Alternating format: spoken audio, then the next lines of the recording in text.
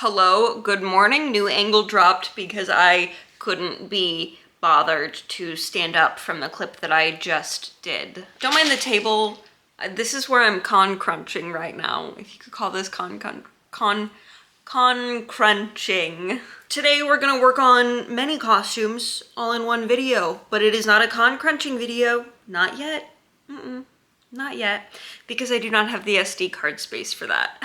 Anyways, today we're gonna start working on finishing all of the Night of the Seven Kingdoms costumes. So we have a cloak and 2 shirts for Lionel, but we still need to make a shirt for Dunk, a waist corset for Lionel, and maybe a belt situation. And we need to make a shirt and figure out bottoms for Arian. I think I have an idea for bottoms. I have this skirt that I think we're going to tear apart. I think so. But in the meantime, I have been working on the shirt for a while. His shirt is just straight up scale mail over skin. I assume it's like a pre-made piece, or they have just like a bunch of pieces in their like Game of Thrones IP stuff. If I had to guess, like a lot of just background actors, yada yada yada. But I really wanted to go crazy this year with chainmail. After my Targaryen female knight Ren Fair look with the chainmail shirt, I was like, oh, I so got this. So I ordered a ton of scale mail, and I have been working on that since April, I want to say.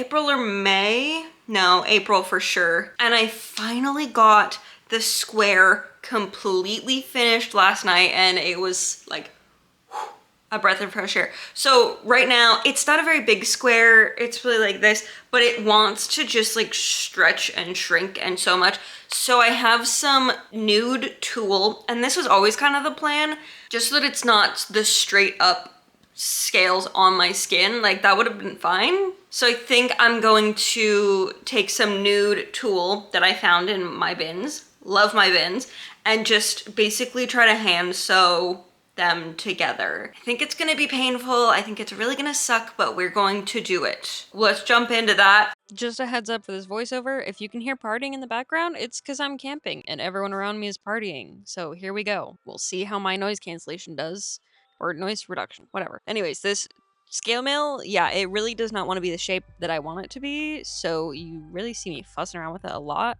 And doing these tape markers on the table, brilliant. In my opinion, just brilliant. I also got way too much tulle.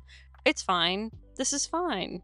We're rocking as we always do. We have no idea what's going on. I did end up using straight pins through the loops in the chainmail, and that worked really well. The hand sewing was questionable. Welcome to my nonsense table. I have now moved inside to do this hand sewing sitting down because it was brutal out there. I also switched to using this like nylon transparent thread to sew it on. Yeah, but it sucks because it is so thin and so clear. Like I did just use a ton of that on my secret project to sew literally these pearls on, but that was so much easier because I wasn't working with tulle and metal. So I actually took it. I had done like, can you see this? I'm literally using the pattern envelope for Dunk's shirt as the base of this so I don't scratch my table. But I had done like this much of each side and then the top with that silver. And then I was like, what am I doing? This sucks. And I also knew I wanted a clean like hem basically on the tulle. So I then took it and I put it on this pattern envelope, and then I, let's see, put some pins in it to hold it in place together, because it was slipping and sliding all over the place, and I'm honestly really surprised that I didn't just start over from scratch. But I did the hem of the top and one of the sides, and I didn't connect the side any further just because I feel like I want it more for coverage on me, and then I want it to hold its shape on the top more, where the sides, I found this bucket of chains that is like old necklaces that I was gonna throw out, and then I was like, actually, let me just keep the chains in case I need them for a project. And I don't have any spools of silver chain. I only have gold chain, which is really funny. But there's also this chain. I think if I deconstruct this, this could be really fun, like trimmings along the bottom of this shirt.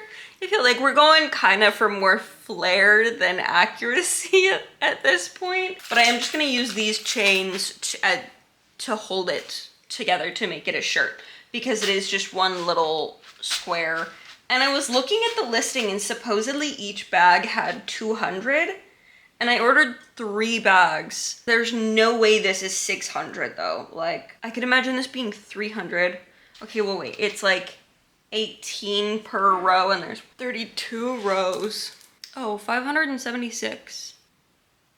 Okay, no wonder it took me like 3 months to do this. And no wonder I was struggling. Okay, so just be aware if you are making a scale mail shirt out of these little round scales, you will need more than you think you do. And also it sucks, I don't recommend, because you have to use these tiny rings. 18 gauge, 5/32 is what they recommend, and I had a bunch. So anyways, so you need at least 2,000 of these to make a proper like shirt. Honestly, this is like a quarter of a shirt, but we're gonna make it work because I cannot do any more of that. And I figured a cute little crop top with, I'm assuming it's gonna have like a little drape in the front. We're just gonna do like a little like whoop. I think that'll be cute. You know, are you getting me? Are you picking up what I'm putting down? I sure hope so. And then if it's waist length, and the skirt that I'm thinking about cutting up is waist length, so yeah, it'll be great. This is a mess. I'm gonna continue sewing this and at least doing the hem. I just want this to hold it, to help it hold its shape. Literally, it's the only reason we're doing the tool. Okay, this has been a very long clip now, so talk later. I did a necklace type closure on one side of the chains, and then the other side are just connected with the rings that make up the bulk of the scale mail. So I figured out exactly which rings I wanted the chains connected to, and then I pinned them on each side, and then I just measured out the chain from there. These big chains, they really sucked to cut, and I had to bring out the big cutters, so you can see me just kind of pinning them kind of in place in the meantime. I ended up using a lot of different chains to kind of connect it, and then I was like, wait, let me make it really adjustable by having the chains kind of connect to each other in various spots, and you can kind of do it however you feel like in the moment. And that worked really well. So now, moving on. We got Kristen Cole's shirt. I did end up washing this material, and then I didn't wash this one, but it's fine. If you have seen any of the now, like, 6 videos of me making this exact same shirt pattern, you can expect the exact same thing. But we'll get some highlights here. My favorite thing to do when I am doing enclosed collars and cuffs like this is choose one piece to be the lining and go ahead and sew your seam allowance that is going to get folded under in a baste stitch on your machine, because then that's just like their permanent, semi-permanent guideline that just doesn't move or wear off like chalk would. So I always do that to start, and then I sew those together, flip them, attach them to wherever they're going, and then when you go to fold under that piece and finish off that seam, you just have that guideline there, and it's not a mystery.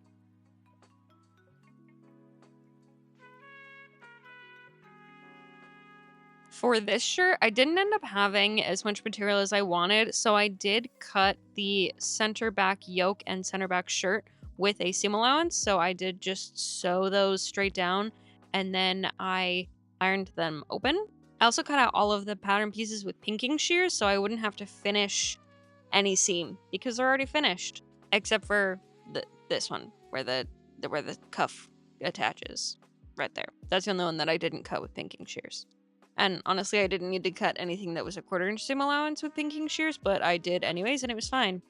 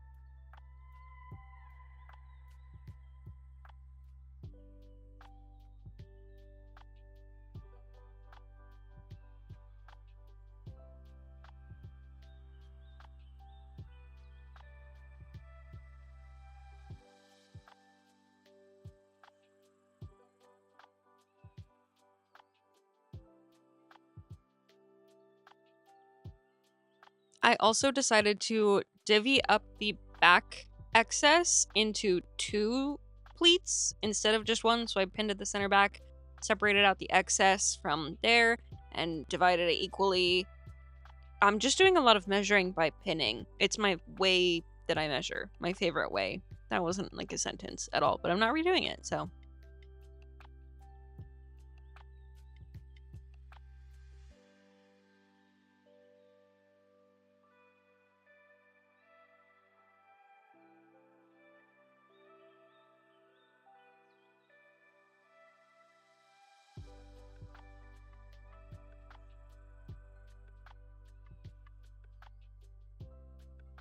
I didn't cover it in depth earlier, but I did do a proper base stitch through the front shoulders and the sleeves to make sure I get all of those even gathers throughout where there's excess, except for the center back where I did pleats. But we just covered that, so it's fine.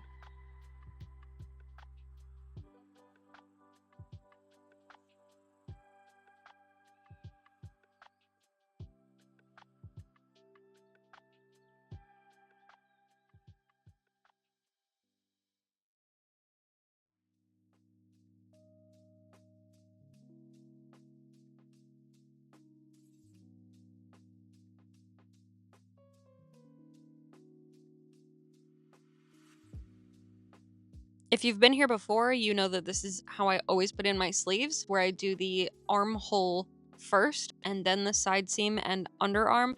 This is a little awkward because I put the cuffs on first, so I do have that underarm seam sewn halfway up, but it's totally fine. This is absolutely the best way to put in sleeves, in my humble opinion. It's so much easier. You're dealing with a lot less ease. It's just so nice. And then you just sew up your side seam as is, but it's also your under sleeve seam, and there are vents on the side of the shirt, so that's why I'm marking it like that.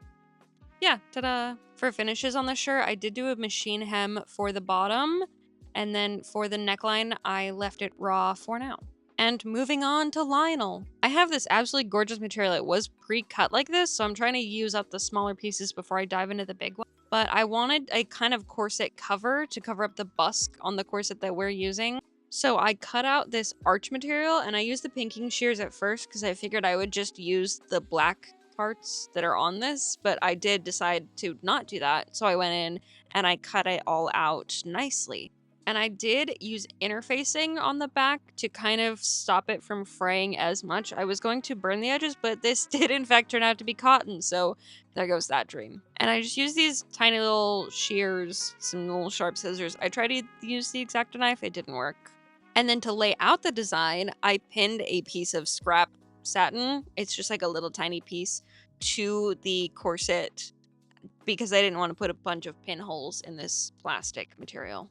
So I pinned the fabric on top in the seams, and then I only pinned the rest of this to that black satin. I started out with one of these central pieces, and I cut this larger than I knew it needed to be, but I wanted to know exactly where I was going to sew it to the other pieces. And I just pinned that in a few different spots before I brought in one of those arches that I did. And I kind of tried to get it semi-centered, but mostly where it looked pretty over top. And then I pinned that on, and I did a second one on the bottom. Basically, the only parts of this center one that ended up staying was that very middle oval. You'll see me in a moment pointing out exactly where I'm going to cut it, along here and along there, and then I ended up hand stitching it all together on the top and the bottom. Yeah, and I'm just gonna top stick it on the day. Fine, fine. I will stop procrastinating finishing Dunk's shirt. I really didn't want to dye it. I mostly didn't want to bring her up, and I also didn't realize quite how big this pot is until I just set it on the stove and gone, what the fuck? But it is like an industrial stock pot, so that does make sense. And it, it's just gonna fit a whole lot better, so. I got that. I probably got chopsticks. You know I'm using the disposable chopsticks to fish around in there. And I'm being really brave and I'm wearing white. Like, obviously I'm gonna take this off, but I am not going to change to do this. I thought about it and then I decided that I didn't want to. So these are the dyes that I found. I just have a bin of dyes. Okay, I have a lot of junk. Okay, but I have this denim blue Rit dye and pearl gray, and I am going to just mix these because I want it to be super uneven. I don't want it to be super dark. I don't know what fiber content this shirt is. I think it's natural. I don't have any spare, but I didn't finish the inner neckline yet. You know what, we could just burn some of this seam allowance real fast. Do this before you make your garment or use some of the scraps. I wanna say it's a blend. It's probably like a poly cotton blend if I had to guess. Because it did get like hard, like, and like plasticky, like it's not like beading. I guess it kind of is, but it also doesn't smell like a full polyester. So if I had to guess, some sort of poly cotton blend, which is going to be perfect because this is not synthetic dye, so it's not gonna do too much. I also do have some coffee grounds right here that I could throw in to give it like a little brown, but I think I am just going to weather it with my airbrush and have this be practice for weathering with my airbrush once it's dyed. Yeah. Okay, so I'm just gonna start filling that with water. I don't want to carry it from the sink, so I will be filling it there with probably like a bowl full of water or something. I don't know. Oh, I have like a mixing bowl, like a little one that I could use. Okay, let's do this. I gotta make sure to take off. This is my favorite shirt. Not this one, the other one, the long sleeve one. You've seen it before. I know you have. Okay, I'm just procrastinating more. I'm just gonna, yeah. Bro, I feel like I need a step stool for this. It also looks really purple. Maybe if I don't think that's gonna help at all. Oh wait, actually, okay, I like it. I like it. We're just gonna let it cook away in here for a bit. This could not have gone better. It's like kind of splotchy on the back. Oh, it's really splotchy on the back, which is exactly what I was going for. I did let it just literally sit in the pot with the heat off, where I was like, okay, I'm gonna let it like cook for a minute. I'll stir it a little bit occasionally, but I wanted it really messy and splotchy and really improperly dyed, and that is exactly what we achieved here. I also didn't finish the neckline yet because I was hoping that it would really like rough it up.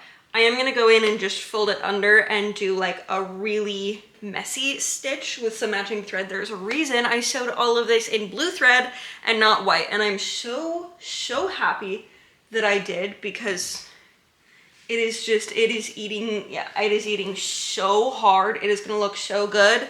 And oh, the buttons. Where did I put the buttons? Oh, they're here. I can't remember if I showed these or not, but I did get a little like mixed bag of buttons a while ago, and I pulled out some matching ones for Lionel. That's it so far. But I did find these silver buttons that did not have matching pairs, but they're like the same size. They're exactly the same size, but they're just slightly different, and I think that's gonna be perfect because like, bro doesn't have money, and I don't want to do lacings on these because that sounds like so much work.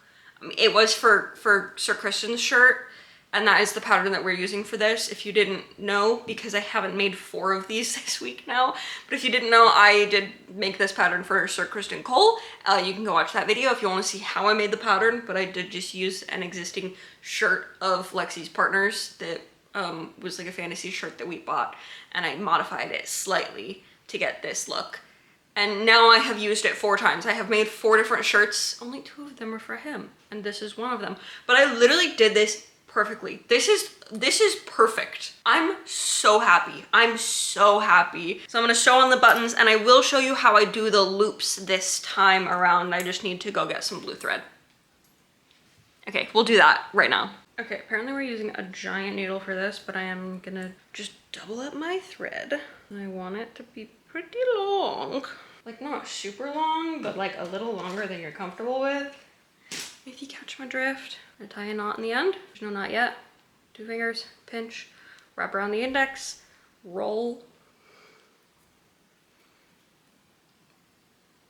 drag to the end, knot. And I have this much thread. I'm going to take the sleeve. I do fear I put the sleeves on backwards, but this is fine. And we're gonna do the button on this side, on the top side. I'm gonna take my cuff, and I'm doing this messy too. Like normally I would do this so much better, but I'm literally gonna just have the knot exposed. But so then I'm gonna take it and I'm gonna go just back through just a little bit like this. and I'm gonna create a loop. So I have a loop and I've got my fingers through it. I like to use my index and my thumb, and you're gonna reach through the loop and pinch the top thread and then pull it like a slip knot. So this will slip if I let go of the loop, this will slip out. And then I'm basically just gonna keep repeating that. And I'm just gonna tie a whole bunch of slip knots on top of each other. And I like to I usually end up pulling really long and then letting it get shorter and then pulling it long. Or like letting the fabric kind of do it for me. But you get into a really nice rhythm. See, it just starts creating a little chain.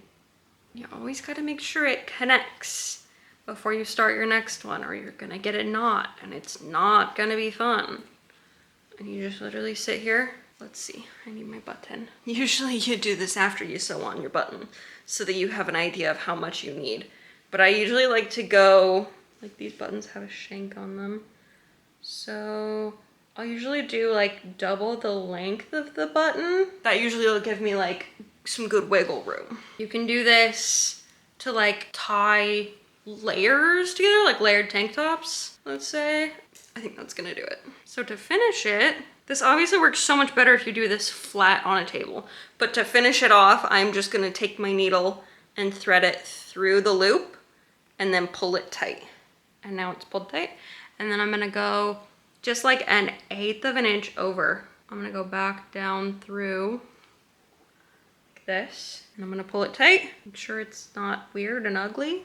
I mean, it's a little weird and ugly, but that's what we're doing. And then I'm gonna tie a cute little knot. Sew through, make a loop, go through the loop, pull tight. I like to do 2 or 3. Ta-da! Okay, so we actually didn't need that much thread, but now I can do both off of 1 piece of thread, so yay! I could also sew on my button with this thread, but I do actually usually use 4 strands of thread to sew on the button, where you put like your thread through the needle twice, so you have multiple layers. And let me just sew on this button real fast, and then I'll show you how it works and how it looks. It's not like the prettiest thing ever, and I'm only doing it like this because my cuffs don't have an overlap in them, so I can't do like a proper buttonhole because I didn't adjust the pattern to do one where I do believe that they're like pretty tight on his wrists. I don't know for sure, but I believe they are. And then see, it just, I'm struggling.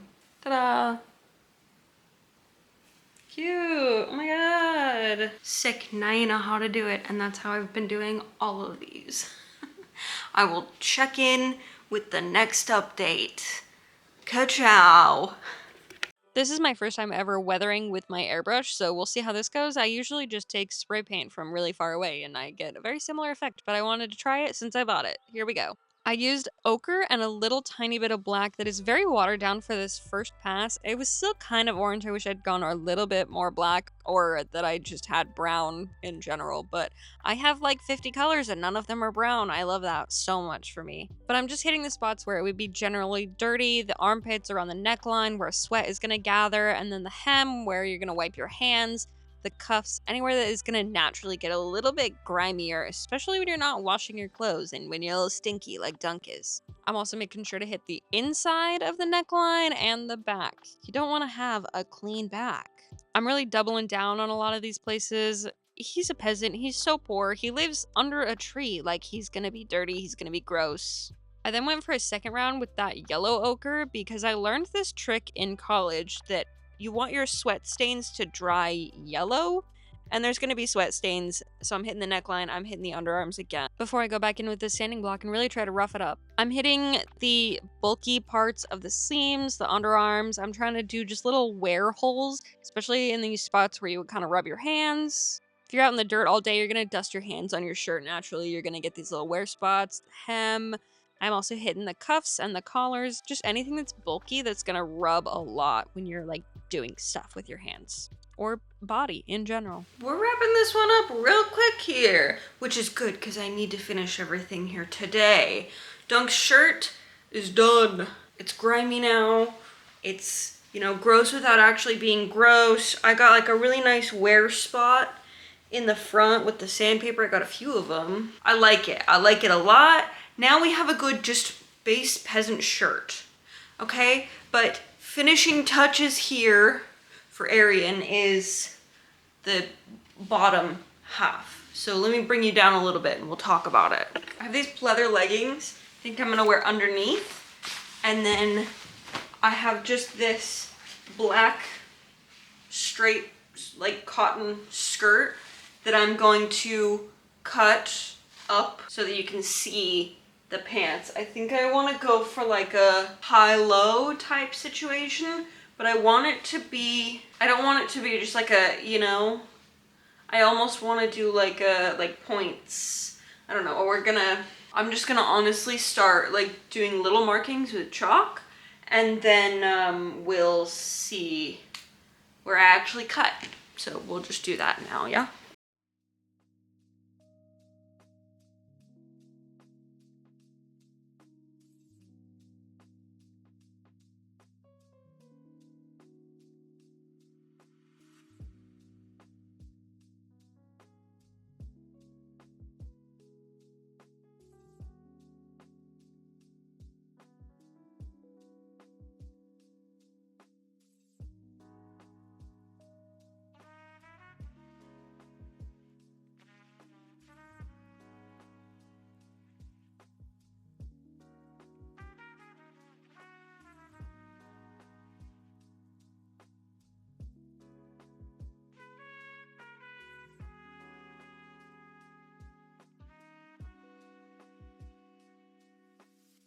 Yeah, I think that's gonna work. We'll clean it up a little bit.